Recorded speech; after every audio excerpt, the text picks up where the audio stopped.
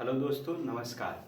आज हम आपको बताएंगे प्रतिरोधों को जोड़ने के लिए अलग अलग प्रतिरोध को समतुल्य प्रतिरोध बनाना रहेगा तो हम उसे क्या करेंगे, कैसे उसको जोड़ते हैं। तो प्रतिरोधों के समूहन की दो विधि, एक है श्रेणी क्रम समूहन, दूसरा है समांतर क्रम। समांतर क्रम में भी जोड़ते हैं और श्रेणी क्रम में भी जोड़ते हैं। आप पहले हम इसको समझते हैं। ये यहाँ V वोल्ट का बैटरी लगाया गया है किसी परिपथ में, V वोल्ट का, तो इससे I धारा बह रही है।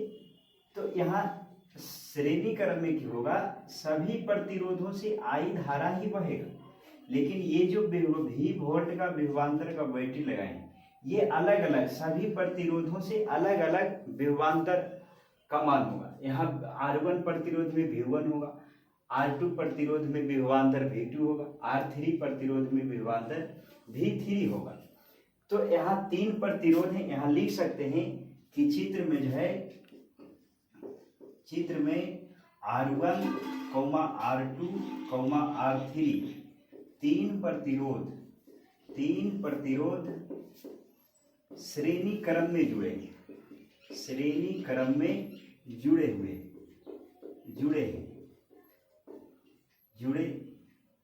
हैं, जिसका विभवांतर V1, V2, V3। तो यहाँ जो जितना विभवांतर का बैटरी लगाएंगे वहाँ उस तरह से V1 और V2, V3 का बराबर हो जाएगा। तो यानी कि V का मान जो होगा वह V1 plus V2 plus V3 के योग के बराबर होगा। जितना इस सारे विभवांतर का अलग अलग मान होगा वहाँ V वोल्ट के बैटरी से जो विभवांतर हो रहा है उसका मान सेम होगा। तो यहाँ तक इसको आपको गौर करना है कि विभवांतर अलग अलग विभवांतर जो है यह श्रेणी क्रम में सभी के योग के बराबर होता है। अब हम जानते हैं ओम के नियम से क्या होगा। ओम के नियम से, ओम का नियम क्या कहता है? ओम का नियम कहता है यदि किसी चालक के तार में ताप में परिवर्तन नहीं होगा तो उसमें जो विभवांतर उत्पन्न होते हैं वह विद्युत धारा की समानुपाती होता है। तो यानी कि हम यहाँ से अब निकालना चाहते हैं ओम के नियम से कि V1 बराबर की हो जाएगा V1 का मान निकालेंगे तो I धारा बढ़ रही है, प्रतिरोध R1 है, तो V1 का मान होगा I इंटू R1, समीकरण 1। फिर V2 का मान क्या होगा, I इंटू R2, ये हो जाएगा समीकरण 2। फिर V3 का मान क्या होगा, I इंटू R3। यहाँ तक जान गए। V1, V2, V3 का मान हम इसमें रख देते हैं। यहाँ V का मान रख देंगे तो V बराबर क्या है, V बराबर है V1 plus V2 plus V3। लेकिन हम जानते हैं हम तो समतुल्य प्रतिरोध हमें निकालना है, तो V का मान, ओम के नियम से V का मान क्या होगा, V बराबर होता है I इंटू R। हम यहाँ RS लिखेंगे चूंकि समतुल्य प्रतिरोध निकालना है। क्या निकालना है? समतुल्य प्रतिरोध। तो समतुल्य प्रतिरोध निकालने के लिए हम यहाँ लिखेंगे I इंटू RS, मतलब समतुल्य प्रतिरोध। अब V1 का मान हम निकाल चुके हैं, I इंटू R1 होता है, तो यहाँ हो जाएगा I into R1 plus I into R2 plus I into R3। यहाँ तक हो गया। हम एक प्रतिरोध तीनों के बदले में एक लगाना चाहते हैं तो क्या हो जाएगा, I इंटू RS बराबर, I कॉमन ले लेंगे, यह जाएगा R1 plus R2 plus R3। तो I से I कट जाएगा तो समतुल्य प्रतिरोध जो आएगा R1 plus R2 plus R3। ये इसको गौर करना है, ये बहुत इंपॉर्टेंट है। श्रेणी क्रम में जब जुड़ा हुआ रहता है तो R1, R2 और R3 होता है।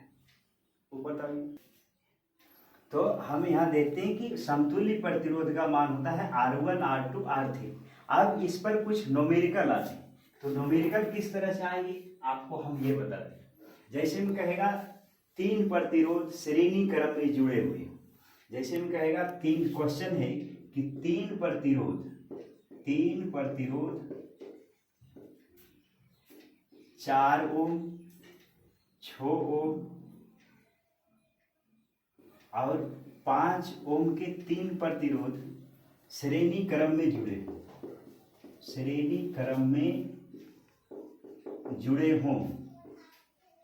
जुड़े हों तो समतुल्य प्रतिरोध बताइए।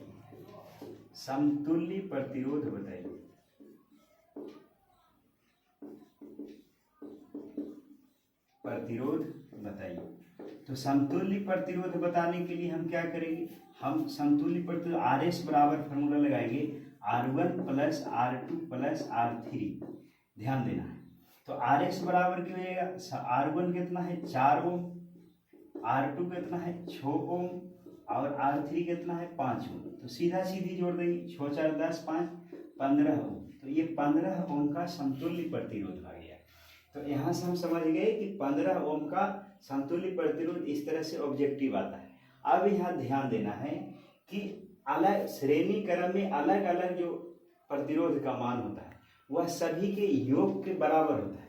श्रेणी क्रम में जुड़े हुए अलग अलग प्रतिरोधों का मान सभी समतुल्य प्रतिरोध सभी के योगफल के बराबर होता है। तो इस तरह से ऑब्जेक्टिव आते हैं, आप इसको ध्यान रखेंगे। अब हम समझेंगे समांतर क्रम के बारे में। अब हम समझते हैं समांतर क्रम समूह। श्रेणी क्रम में क्या देखा कि सारे प्रतिरोध समतुल्य प्रतिरोध जो होते हैं वह बराबर होते हैं। ये समांतर क्रम समूहन में क्या होता है कि एक V वोल्ट के विभवांतर से 3 प्रतिरोध समांतर क्रम, जैसे रेल का पटरी जो होता है इस तरह से, रेल का पटरी की दूरियां बराबर होता है उसको समांतर कहते हैं। उसी तरह से ये समांतर क्रम में 3 प्रतिरोध है R1 R2 R3।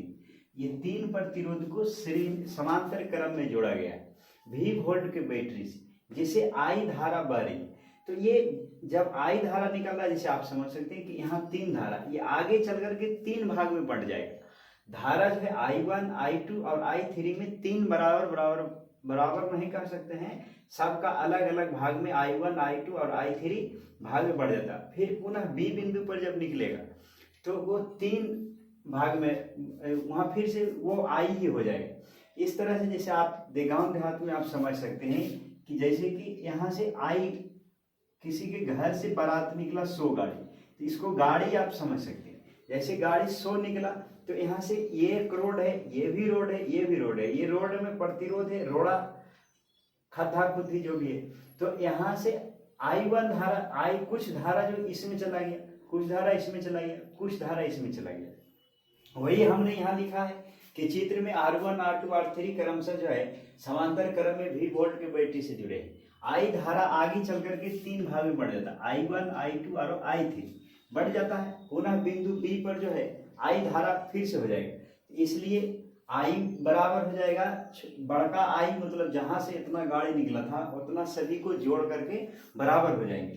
तो I बराबर I1 I2 और I3। तो ओम के नियम से, आप ओम का नियम से निकालना है, ओम के नियम से I1 बराबर क्या हो जाएगा, I1 का मान क्या होगा, I1 बराबर ओम के नियम से जानते हैं। ओम के नियम कहता है कि यदि किसी चालक के ताप में परिवर्तन नहीं होता है तो उसमें जो विभवांतर होता है वह धारा के समानुपाती होता है, अर्थात I बराबर V बटा R। I बराबर कितना है, V बटा R।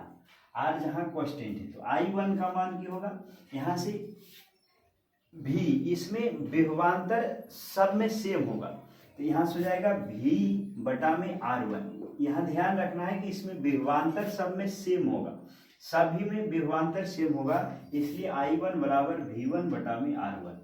I2 का मान क्या होगा, V बटा में R2। I3 का मान क्या होगा, V बटा में R3। तो इस तरह से अब इसमें हम क्या करेंगे, I1 और I2 का मान रख देंगे। तो I बराबर क्या है, I बराबर है I1 plus I2 plus I3, और I का मान क्या रखना है, I बराबर होता है V बटा R, लेकिन हम यहाँ तो समतुल्य प्रतिरोध निकालना चाहते हैं, तो I की जगह पर लिखेंगे V बटा में RS। RS मैंने समतुल्य प्रतिरोध, तो I का मान यहाँ से रख रहे हैं V बटा में R1 प्लस V बटा में R2 प्लस V बटा में R3।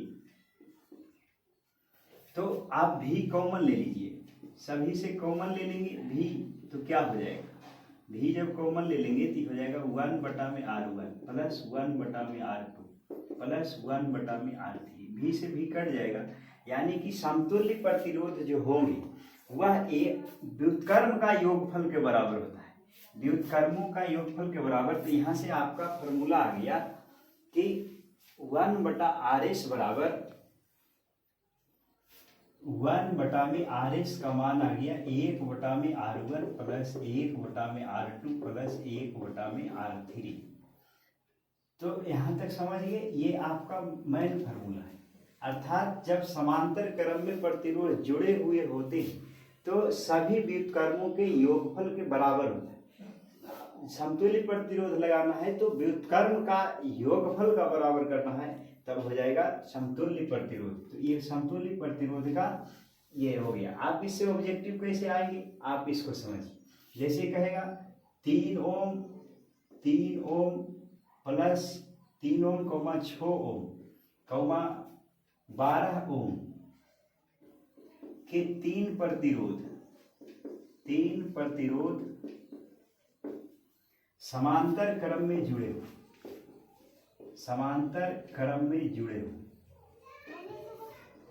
हो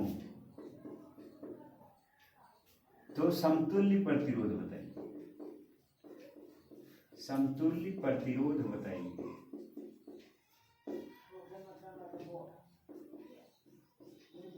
कैसे बताएंगे? समतुल्य प्रतिरोध वाला फॉर्मूला लगाएंगे। 1/RS बराबर 1/R1 plus 1/R2 plus 1/R3।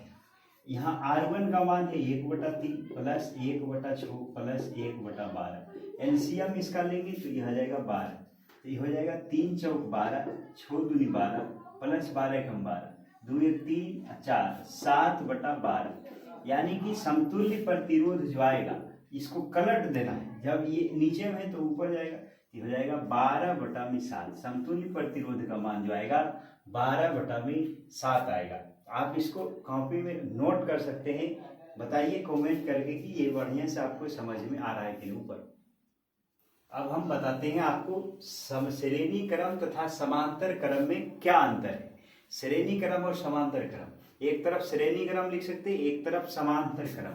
समांतर क्रम में बताया आपको, तो श्रेणी क्रम में जो होता है सभी प्रतिरोधकों से एक ही धारा प्रवाहित होती है। जैसे श्रेणी क्रम में इस तरह के था, श्रेणी क्रम में तो सारे में धारा का मान बराबर ही होता है, तो सभी में धारा का, जबकि विभवांतर श्रेणी क्रम में अलग अलग होता है।